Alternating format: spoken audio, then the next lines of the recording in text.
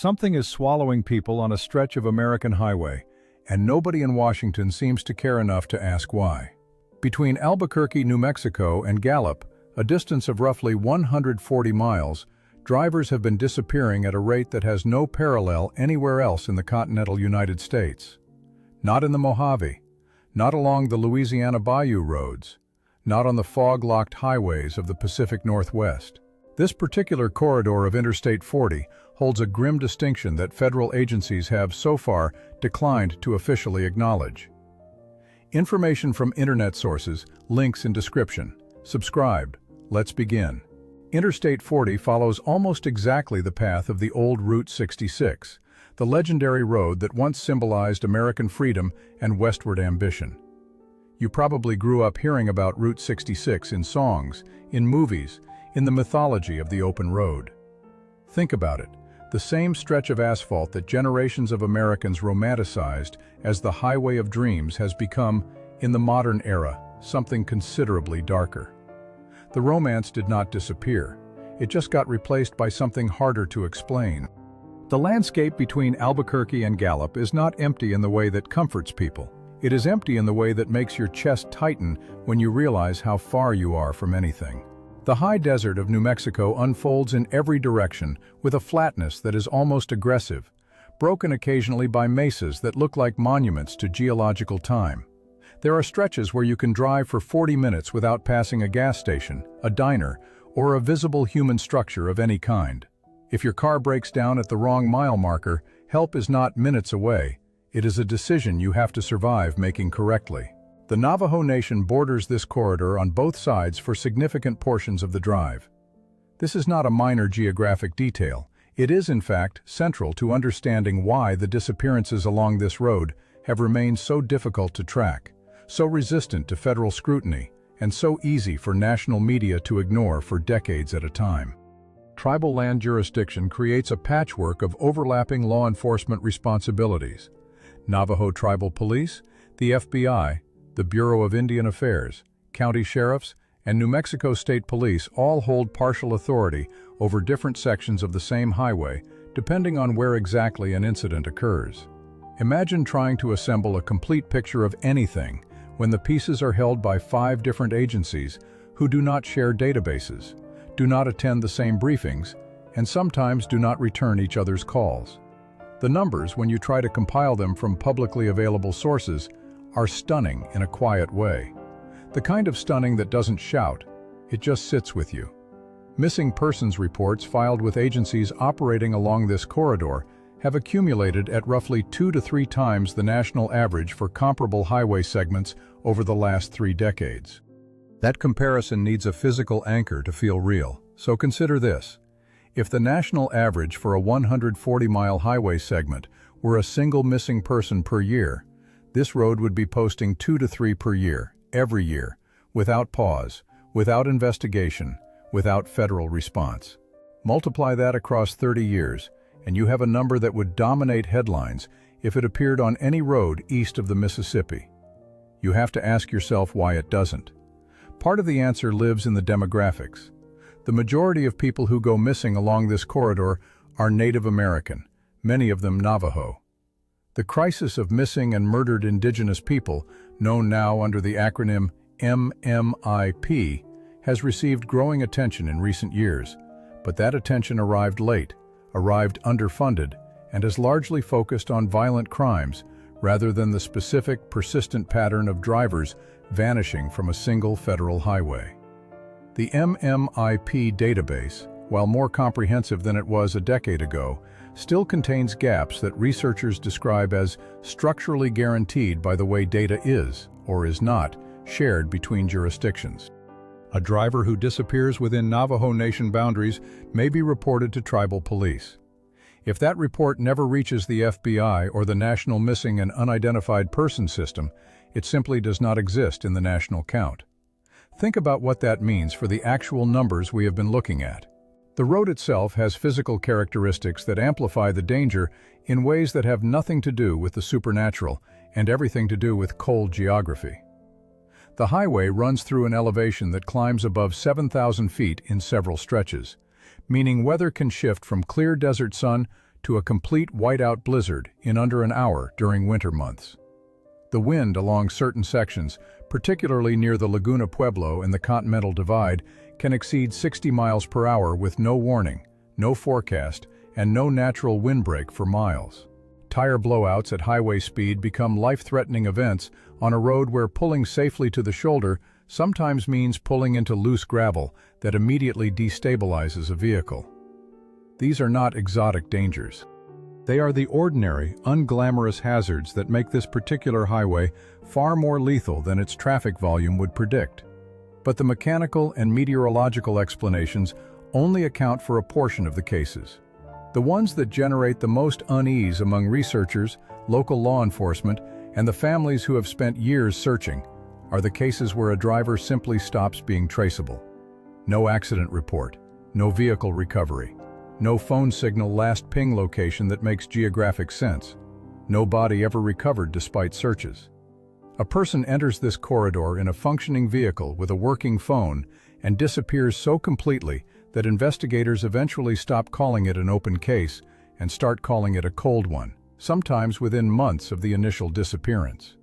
Imagine driving that highway tonight. You left Albuquerque after dark because the traffic was lighter, because you had driven it before without incident, because 140 miles feels like nothing on an American interstate until you are 50 miles in. The cell signal has dropped to zero, and you realize the last car you saw going either direction passed you 20 minutes ago. Several truckers who regularly run this corridor have given interviews to local New Mexico media over the years, and their accounts share a specific texture that is difficult to dismiss. They describe vehicles pulled to the shoulder with no driver visible inside, lights still on, engine presumably still running. No evidence of accident, no skid marks, no debris field, just a car parked at the side of a highway in the middle of the night with no human being in or near it. By the time a driver stops to investigate and then travels to a point with cell service to call it in, the responding unit, sometimes from Gallup, sometimes from Grants, sometimes from the Navajo Tribal Police, arrives to find a vehicle that has already been processed by somebody, or, in some cases, a vehicle that has already been moved. The paperwork, when it exists at all, trails off. The town of Gallup itself sits at the western end of this corridor and carries its own heavy history. It has been listed repeatedly among the most dangerous small cities in the United States by various crime-ranking organizations, with rates of violent crime and alcohol-related fatalities that reflect generations of unaddressed poverty, inadequate infrastructure, and the particular devastation that federal neglect has visited on both the city's Native American population and its broader working-class communities. Gallup is not a villain in this story. It is a place that has absorbed more than its share of American failure and has kept a record, imperfect but present, of what that failure looks like in individual human terms. The lack of a federal investigation, not a review, not a task force, not even a formal data collection initiative specifically targeting this highway, is the detail that researchers and advocates find hardest to rationalize. The FBI has opened investigations into disappearance patterns on far less evidence in other parts of the country. Congressional attention has been directed toward missing persons crises that involve smaller absolute numbers when the affected population has stronger political representation.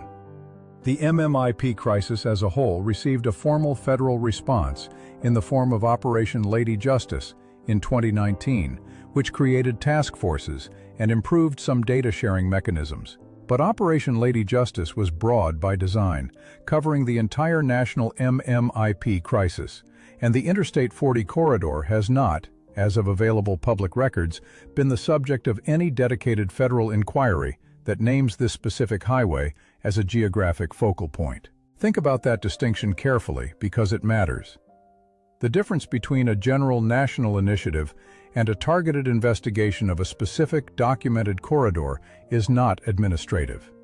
It is the difference between acknowledging a category of problem and acknowledging a place where that problem concentrates at an anomalous rate. One of these leads to data, the other leads to answers. Advocates working within Navajo Nation communities have been raising alarms about this corridor for years in testimony before tribal councils, in submissions to the Bureau of Indian Affairs, and in communications with New Mexico's congressional delegation. Their frustration is not theoretical. Many of them are relatives of people who went missing on this road. A woman from the Laguna Pueblo, whose brother disappeared somewhere between mile markers 89 and 102 in 2011, spent 4 years filing requests with 5 separate agencies before receiving a single document that acknowledged his disappearance had been reported. The document did not tell her anything she did not already know. It told her that the file existed. That was all it was able to confirm. There is a particular kind of grief that comes with disappearances rather than confirmed deaths, and families along this corridor carry it in a specific form that is compounded by jurisdictional silence. You cannot bury someone who has not been found. You cannot close a chapter that has no last page. And you cannot stop driving the road, because for many of the people who live between Albuquerque and Gallup, Interstate 40 is not an optional route. It is the only road that connects them to hospitals, to jobs, to family, to the architecture of a modern life. They drive it because they have to, and they drive it knowing that the highway keeps a record no federal agency has yet agreed to read. The question of what is actually happening on this road, what combination of geography, jurisdiction, poverty, weather, predation, negligence, and systemic indifference produces this specific pattern in this specific place, does not have a single clean answer. What it has instead is a series of documented facts that, taken together, form a shape that is very hard to look at directly and very hard to look away from. And the shape has been there, clearly visible to anyone willing to look, for at least 30 years. One of the more specific patterns that researchers have noted is the concentration of disappearances during particular windows of time and particular weather conditions. Winter months, November through February, account for a disproportionate share of the cases where drivers are never located. This is not surprising on its surface, given the road's elevation and its susceptibility to sudden storms. But the pattern holds even when researchers control for weather-related accidents, meaning the elevated disappearance rate during winter is not simply explained by blizzards and black ice. Something else is present in the data, and it resists the comfortable explanations. Local law enforcement officers who have worked this corridor for years speak about it with a particular kind of resignation that is itself telling. They are not dismissive. They are not in denial. They are tired in the specific way that people get tired when they have been reporting the same problem upward through institutional channels for a long time and watched nothing change at the other end. A retired McKinley County Sheriff's deputy gave a lengthy interview to a Gallup-based independent journalist several years ago, in which he described responding to what he estimated were dozens of abandoned vehicle calls over the course of his career on this road. His estimate of how many of those cases resulted in a located living driver was, by his own accounting, somewhere around 60%. That leaves a substantial remainder that he described, in his own words, as cases that just went away. Cases do not just go away on their own. They go away because someone decides, formally or informally, that the resources required to pursue them exceed the institutional priority assigned to finding the answer. That calculation happens in every law enforcement system in the world, and it is not inherently corrupt. Triage is real, resources are finite, and not every open case can remain actively worked indefinitely. But the rate at which cases along this specific corridor are downgraded, shelved, or transferred between agencies until they lose coherent ownership is, according to advocates who have reviewed available records through Freedom of Information requests, measurably higher than comparable corridors elsewhere in the Southwest. You have to sit with that for a moment, because it means the disappearances are not just happening at an elevated rate, they are also being processed in a way that makes them harder to count, harder to investigate, and harder to remember as a connected pattern rather than a series of isolated individual tragedies. The isolation is, in fact, the mechanism. When each disappearance is processed as its own separate, unconnected event by whichever agency happens to hold jurisdiction at that mile marker, no single agency ever accumulates enough cases to justify the threshold for a pattern investigation. The Navajo tribal police see their portion. The McKinley County Sheriff sees his portion.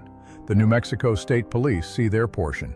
The FBI receives referrals sporadically and inconsistently. None of them, working within their own siloed data, ever reaches the number that would trigger a mandatory escalation. But if you could stack all the portions on top of each other and look at the total, the number has been past that threshold for years. This is not a conspiracy. It does not require coordination, intent, or malice at any level to produce this outcome. It requires only bureaucratic fragmentation, operating exactly as bureaucratic fragmentation always operates, by dividing a large problem into pieces small enough that each piece looks manageable, until the pieces are never reassembled into the shape of the actual problem. Imagine you are a researcher trying to do exactly that reassembly. You submit FOIA requests to 5 agencies. 3 respond within the legal window. 1 responds 18 months late with significant redactions. 1 never responds at all. The 3 that did respond use different case classification systems, different geographic reference methods, and different definitions of what constitutes a missing person, as opposed to an unresolved welfare check. You spend months trying to create a common framework just to compare the data, and by the time you have something workable, the most recent cases are already 2 years old, and the agencies have moved on to current caseloads. This is the research environment that advocates and journalists working on this corridor have described in consistent terms across multiple independent accounts. The digital age has created one partial remedy for this problem, and it has arrived not from federal agencies, but from the families themselves. Several Facebook groups and community-run databases now track disappearances along the I-40 corridor with a granularity and currency that no official source matches. Relatives post last known locations, vehicle descriptions, photographs, and timeline details in real time. Truckers and other regular drivers on the corridor have joined these groups and act as informal surveillance networks, reporting anything unusual to administrators who cross-reference against current missing persons reports. It is a citizen infrastructure built to compensate for an official one that has not materialized, and it has produced results. Several individuals have been located because a trucker saw a social media post, recognized a vehicle description, and called it in. But citizen infrastructure has limits that are not just practical. It has no subpoena power. It cannot compel records from agencies. It cannot conduct forensic investigations. It cannot force a pattern to be treated as a pattern by the institutions that have the authority to act on that designation. What the community networks have built is a system of memory, a refusal to let individual cases dissolve into administrative silence, and that memory is valuable and real and not sufficient. Think about what it would actually take for a federal investigation to be opened on this corridor. It would require a formal determination by the FBI or the Department of Justice that a pattern exists across jurisdictions warranting federal coordination. It would require a congressional representative or senator to request that determination, or for the DOJ to make it independently. It would require someone in a position of institutional authority to look at the accumulated data, the fragmented, imperfect, citizen-supplemented data, and decide that the threshold has been crossed. That decision has not been made. The advocates who have spent years pushing for it believe the reason it has not been made is not primarily evidentiary. They believe the population most affected by this corridor simply does not generate sufficient political pressure on the people who would need to make that call. That is a hard thing to write. It is a harder thing to be the family member who has been told, in various bureaucratic formulations, that your loved one's disappearance is being taken seriously, while watching the years accumulate without a result that looks anything like serious attention. Several families have begun working with attorneys to pursue civil avenues that might compel data sharing between agencies or force a formal review of case handling. These efforts are slow, expensive, and uncertain in their outcomes, but they represent something significant, a shift from asking institutions to do the right thing voluntarily to building legal mechanisms that might require them to do it regardless. The outcomes of those efforts are not yet known because they are still in progress, unfolding on a timeline that legal processes impose and that no documentary can accelerate. What is known, and what the available evidence makes very difficult to dispute, is that Interstate 40 between Albuquerque and Gallup has claimed more people than it should and retained fewer answers than it must. The road continues to move traffic. It continues to be the primary artery connecting communities to services, to each other, to the basic functioning of modern life in the high desert of New Mexico. People drive it tonight who have no idea what the mile markers around them have witnessed. And somewhere in the gap between what is documented and what is investigated, the pattern continues to accumulate at a rate that the data, even incomplete and fragmented as it is, cannot hide. The highway does not keep its secrets because it is clever. It keeps them because the systems built around it have made silence the path of least resistance. And no one with sufficient authority has yet decided that the cost of that silence is too high to keep paying. That decision is still waiting to be made. Do not forget to subscribe. See you next time.